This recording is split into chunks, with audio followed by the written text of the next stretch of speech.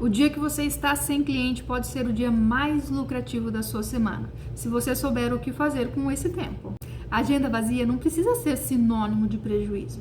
Pode ser o momento ideal para você produzir conteúdos estratégicos, revisar atendimentos, melhorar a comunicação e criar um plano de fidelização ou estudar algo que realmente vai trazer retorno real ao seu trabalho.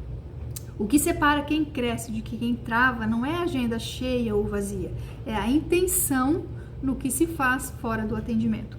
O método C6 da beleza lucrativa ensina justamente isso, como usar esses dias vazios para construir uma base de crescimento consistente, sem burnout ou sem desespero. Para quem trabalha com serviços, sabe, poucas coisas dão aquele frio na espinha, como abrir a agenda e ver um monte de espaço em branco. Aquela famosa semana fraca, que parece até um alarme apitando sem parar. Mas e se essa maneira de enxergar as coisas estiver totalmente equivocada? É sobre isso que a gente vai conversar agora. A primeira reação, quase sempre, é uma só: pânico. A cabeça já vai longe, pensando nas contas para pagar, nas metas que não vão ser batidas. E aí fica a pergunta no ar: uma agenda vazia é de fato um sinal de prejuízo? Bom, nessa análise, a gente vai ver como essa ideia pode ser virada de cabeça para baixo com uma perspectiva bem diferente. Então, o ponto todo é este aqui.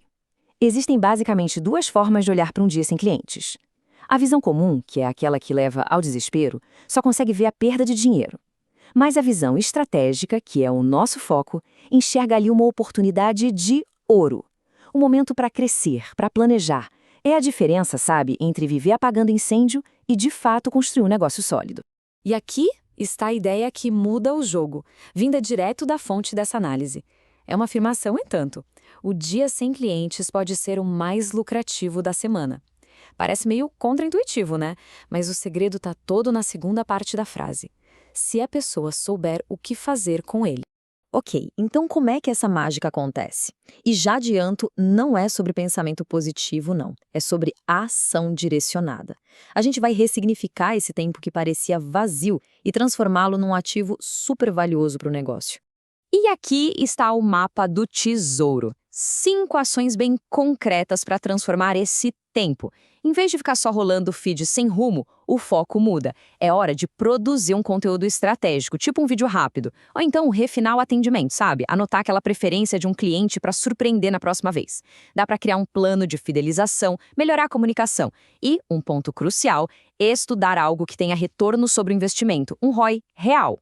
Cada um desses passos é como plantar uma sementinha para colher agendas lotadas lá na frente. Mas olha, ter uma lista de tarefas é só uma parte da história. A transformação de verdade vem de uma mudança de mentalidade. É sobre valorizar a intenção e não simplesmente a ocupação. A palavra-chave de tudo é essa: intenção. A ideia não é só se manter ocupado, mas ser produtivo com um propósito claro. A intenção, nesse contexto, é pura estratégia de negócio. É usar de propósito cada hora livre para fortalecer a base, as fundações da empresa. É assim que o crescimento se torna algo sólido, constante, e não só um golpe de sorte. E essa comparação deixa tudo mais claro. Uma agenda cheia força qualquer profissional a ser reativo, focado só no agora, no que é urgente. Já a intenção permite uma postura proativa, de construir o futuro. É exatamente isso que separa os negócios que crescem sempre daqueles que vivem numa montanha-russa, sabe? Um mês bom, outro ruim, sempre dependendo da sorte. E essa filosofia toda não é algo aleatório, não. Ela é bem estruturada. A fonte dessa análise menciona que essa abordagem faz parte de um sistema maior, chamado Método 6C da Beleza Lucrativa, que organiza essas ações estratégicas num caminho bem claro para ser seguido. E no longo prazo, o que se ganha com tudo isso? Os resultados são transformadores. Primeiro, um crescimento consistente, sem aquela gangorra de faturamento. Segundo, ajuda a evitar o burnout, porque o profissional assume o controle, em vez de só reagir às demandas. E talvez o mais importante, a eliminação daquele desespero de olhar para a agenda e vê-la vazia.